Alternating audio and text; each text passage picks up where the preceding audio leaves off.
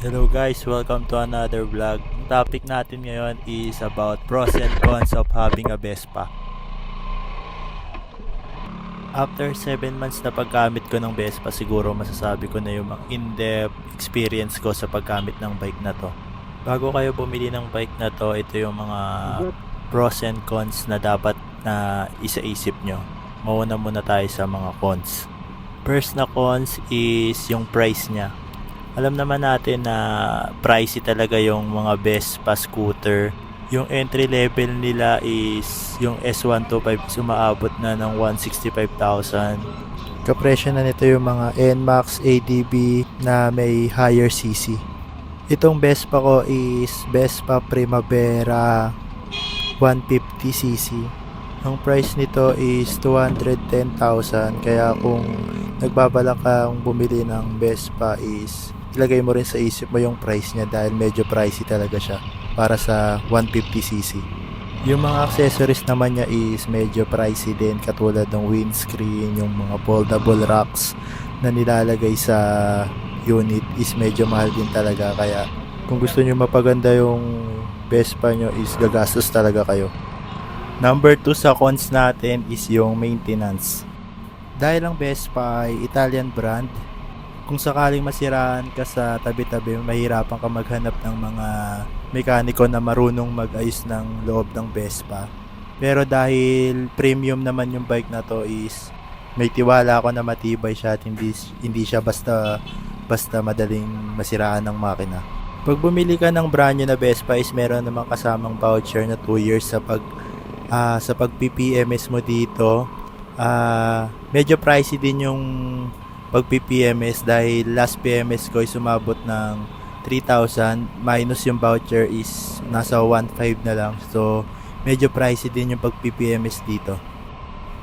Number 3 sa cons natin is yung suspension niya. Halos lahat ng Vespa user napansin ko, isa sa pinakamalaking problema ng unit na to is yung suspension. Medyo matagtag siya, lalo na kung dumadaan ka ng EDSA, mararamdaman mo talaga yung tagtag nung motor. Kaya pag sobrang mabilis ka tapos may nalubak ka is mapapatalon ka talaga dun sa motor. Kaya marami talaga nagsasuggest na magpalit ng suspension. Nagbabalak ako magpalit ng suspension yung Öhlins. Medyo pricey siya kaya pinag-iipunan ko pa. Pero yon, suspension talaga medyo matagtag tong Vespa. Ang last con natin is about pagiging OC. Hindi naman siya con sa motor, ito ay para lang sa based on my personal preference. Dahil sobrang ganda nga ng motor is mau-OC ka talaga sa mga dumi. Lalo na yung sa akin, kulay puti pa siya. Pag lalabas ako, pag nagpa-park, kahit nasa mall is binabalutan ko talaga siya. Ewan ko, nababaliw ako pag may mga gasgas siya o dumi siya. Yun lang yung mga cons natin sa bike na to. At mapunta naman tayo sa mga pros, mga good things sa Vespa. Number 1 na pros is yung premium quality. Mararamdaman mo talaga sumakay ka pa lang dito is yung pagka-premium niya. Yung paint, yung body, yung experience sa pag-ride dito, yung mga pindutan. Mararamdaman mo talaga yung premium quality na ginamit dito. Yung mga materials na ginamit sa upuan is premium lahat talaga. Kaya yung bayad mo yung binayad mo is sulit talaga. Yun ang masasabi ko lang. Number 2 sa pros natin is yung pagiging maliksi nung bike na to. Pagdating sa singitan talaga dito sa city riding is sobrang smooth nito imaneho sa mga singitan, pero hindi siya ganun kabilis, pero napakaliksi niya. Hindi ka mapapagod dahil komportable ka naman sa upuan mo dito. Number 3 sa ating pros is yung tipid sa gas.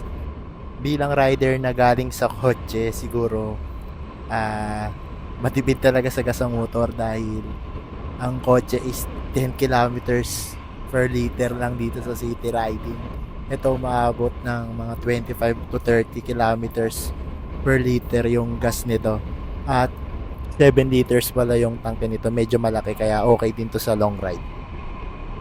Ang last na pros nito is syempre aesthetic.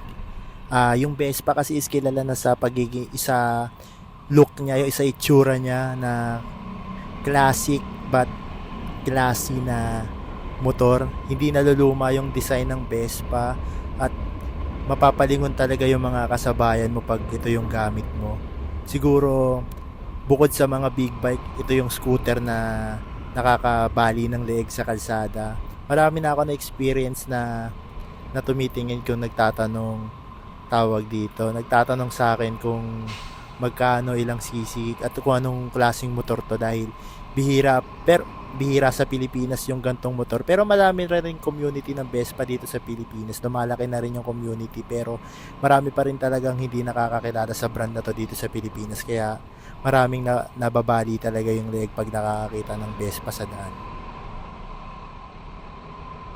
At yun na yung mga pros and cons na napansin ko during the 7 month na paggamit ko ng Vespa. Sa mga gustong bumili at nagbabalak bumili ng Vespa, sana nakatulong yung mga nasabi kong pros and cons sa pagdidesisyon nyo. Thank you guys sa panonood hanggang sa part ng video na to. Please mag-like, comment, and subscribe kayo sa channel na to para magtuloy-tuloy pa yung vlog natin. Yan lang guys, ride safe.